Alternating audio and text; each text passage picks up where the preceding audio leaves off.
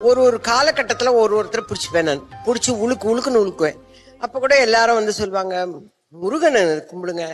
அப்ப நான் சொன்னேன், அவர் ரொம்ப சின்ன பையங்க. இந்த பாருங்க, நம்ம கூட காட்டணும்ல, ஒரு மாம்பழம் கிடைக்கலங்கிறதுக்காக கோச்சின் போய் எங்கேயோ போய் நின்னுட்டாரு.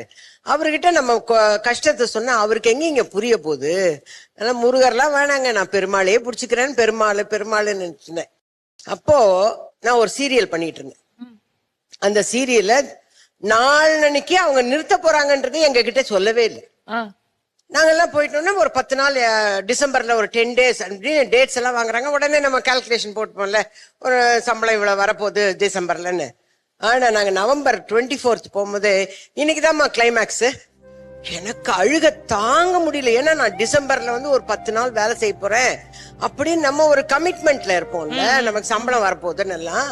இவங்க திடீர்னு ஊத்தி மூடிட்டாங்க.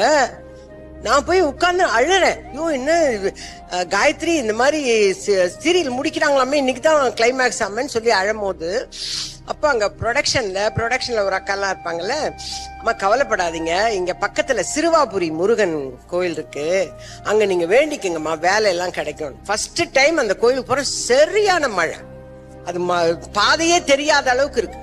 போய் இறங்கின, மழைங்கிறனால கூட்டம் இல்ல கோவில். உள்ள போய் நின்னம்மா, அலங்காரத்துல இருந்த முருகரை பார்த்தோன்னே வேல்முருகன் சொன்ன மாதிரி அழற.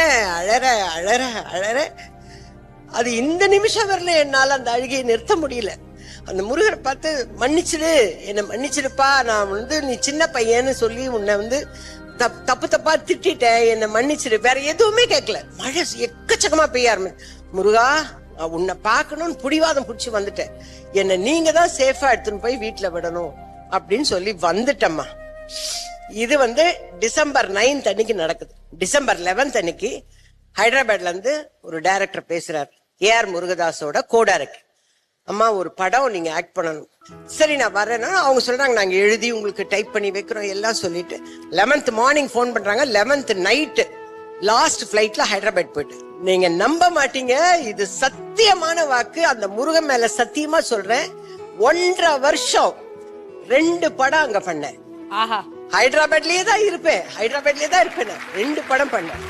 அங்க இருந்து இங்க வரேன், தக் லைஃப்ல நடிக்கிறேன்.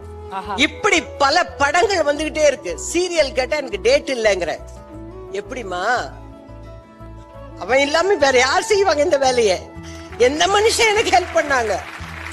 அவர்கிட்ட போய் சரணடைஞ்சிட்டா, நீதான் எனக்கு எல்லாரும் சரணடைஞ்சிட்டா, நம்பிக்கை வச்சா கண்டிப்பா அந்த முருகன் செய்வான். அதனாலதான் இந்த பாப்பா பாடும் போது என்னால தாங்க முடியல.